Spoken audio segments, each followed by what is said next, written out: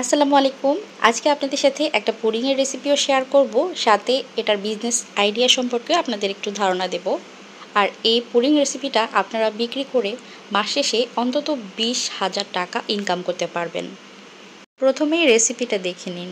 এখানে আমি প্রথমে ক্যারামেলটা তৈরি করে নিচ্ছি। এখানে 3 থেকে 4 টেবিল চামচ মতো আমি চিনি দিয়েছি, আর চিনিটা মেল্ট হওয়া পর্যন্ত আমি টাচ করিনি। চুলার জালটা মিডিয়াম হিটে রেখে এটা অনবরত মানে একটা কালার আসার পর অনবরত নেড়ে খুব ভালো করে একটা কালার নিয়ে আসছি। আবার অনেক বেশি গাঢ় কালার করা যাবে না, অনেক বেশি গাঢ় কালার করলে এটা তেতো হয়ে যাবে পুড়ে।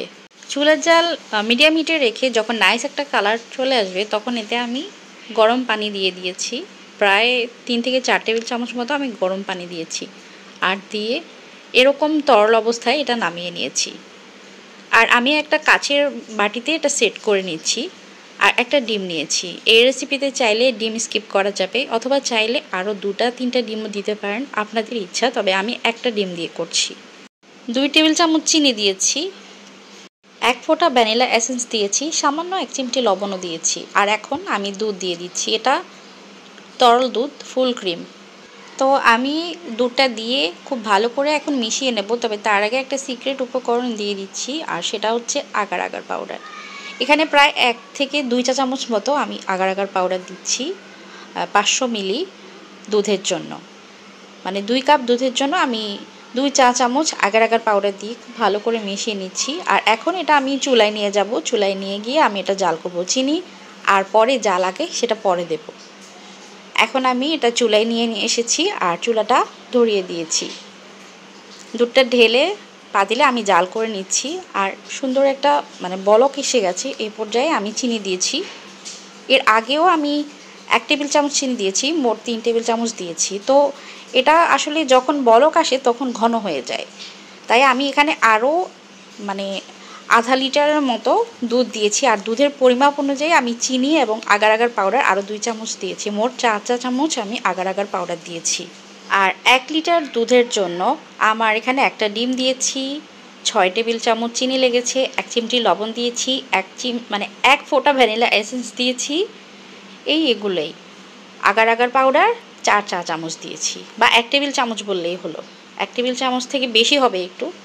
তো এরপর খুব ভালোভাবে আমি এটা জাল করে নিয়ে এসেছি। যখন এগুলো সুন্দরভাবে সেট হয়ে গেছে, এই যে আগার আগার দিয়েছি সেগুলো মিক্স হয়ে গেছে আর একটা বলক এসেছে, তখন এনে আমি এগুলো একটু ছেঁকে নিয়েছি। আর ছেঁকে আমি এই ক্যারামেলের বাটিতে সেট করে নিয়েছি। আর এটা ঠান্ডা করার জন্য ফ্রিজে রেখেছিলাম, অল্প সময় রেখেছি আমি। আর আপনারা সব সময় জানেন আমি একটু তাড়াতে থাকি, তো আমি এটা সাথে সাথেই কিছুক্ষণ রেখেছি, কিছুক্ষণ রেখে নিয়ে এসেছি। তবে এটা কমপক্ষে 4 থেকে 5 ঘন্টা নর্মাল ফ্রিজে ঠান্ডা হতে দিতে হবে। তো আমি পুডিংটা মোল্ড আউট করে নিচ্ছি। আর দেখেন খুবই নাইস হয়েছে আর খুবই সুন্দর দেখতে লাগছে। খুবই বাউন্সি একটা পুডিং তৈরি হয়েছে কিন্তু। আর এই পুডিংটা আপনারা ঘরে বসে বানিয়ে বিক্রি করে মাস শেষে অন্তত 20,000 টাকা ইনকাম করতে পারেন। কিভাবে করবেন সেটাও বলে দিচ্ছি আমি। বাজার মূল্য সবসময় ঊর্ধ্বগতিতে থাকে, তাই এটার একটু উঁচু নিচু হতে পারে সময়ের ব্যবধানে বা জায়গা ভেদে।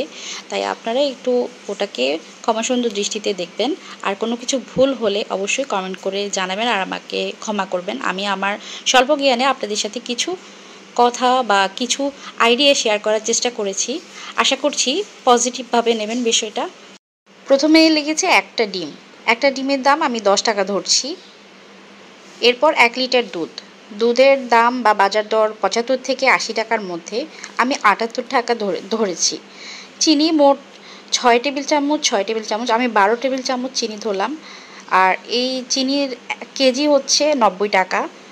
1 টেবিল চামচ চিনি 12 থেকে 14 গ্রাম হবে। তো হিসেব করে আমি 6 টেবিল চামচ চিনির দাম 12 টাকা ধরলাম। 50 গ্রাম আগার আগার পাউডারের দাম হচ্ছে 100 টাকা। 1 চা চামচ বা 2.5 গ্রাম, 4 চা চামচ আমার 10 গ্রাম। তো 10 গ্রামের দাম হচ্ছে আমি 20 টাকা ধরলাম। লবণ 1 চিমটি। এই পরিমাণে হিসাবযোগ্য খরচ নেই, ফ্রি ধরে নেওয়া যায়। ভ্যানিলা এসেন্স 1 ফোঁটা, 20 মিলি বোতল 80 টাকা করে। তো 1 ফোঁটার দাম, 1 ফোঁটা হচ্ছে 5 মিলি ধরলাম। 1 ফোঁটার দাম আমি 20 টাকা ধরলাম। এরপর বিক্রি করতে হলে অবশ্যই আপনাদের প্লাস্টিকের মোল্ড বা বক্স লাগবে। তো পাইকারি দামে 500 গ্রাম ক্যারামেল পুডিংয়ের প্লাস্টিক বক্সের দাম 5 থেকে 8 টাকা, আমি ধরছি 60 টাকা। তো এটার মধ্যে গ্যাস অথবা বিদ্যুৎ খরচ আছে, আনুমানিক 10 টাকা ধরলাম।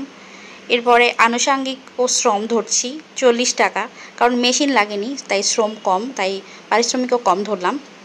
তো একেবারে সব কিছু এ টু জেড মিলিয়ে আমার হিসাব অনুযায়ী 178 টাকা 20 পয়সার মতো খরচ এসেছে। এরপর ধরুন বিক্রয় মূল্য আর লাভ। 500 গ্রাম পুডিং একটা 300 টাকা বিক্রয় মূল্য, লাভ 300 বিয়োগ 178 টাকা 20 পয়সা, আসে হচ্ছে 121.80 পয়সা, মানে 121 টাকা 80 পয়সা। তো 122 টাকায় ধরে নেওয়া যায়। এই হিসাবের মাধ্যমে আপনি স্পষ্ট বুঝতে পারবেন কোন উপকরণ কত খরচ হচ্ছে আপনার, আর বিক্রির পর আপনার লাভ কত হবে।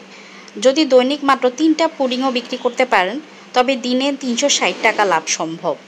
আপনারা অনেকেই হয়তোবা আমার কথাটা বুঝতে পারেননি বা আমার হিসাবটা বুঝতে পারেননি, তাদের জন্য আমি আমার হিসাবটা আমার ভিডিওর ডেসক্রিপশন বক্সে লিখে দেবো, ওখান থেকে দেখে নেবেন যাদের আগ্রহ আছে এই বিষয়ে। আর এখানে আমি এই পুডিংটা দিয়ে হচ্ছে একটা ডেজার্ট তৈরি করে নিয়েছি। পুডিং খেয়েছি আর পুডিং খাওয়ার পর কিছুটা বেঁচে গিয়েছিল, তো ভাবলাম এটা দিয়ে ডেজার্টটা তৈরি করে। এর মধ্যে ছিল পাকা আম, দুধ, সাগু এবং এই পুডিংটা।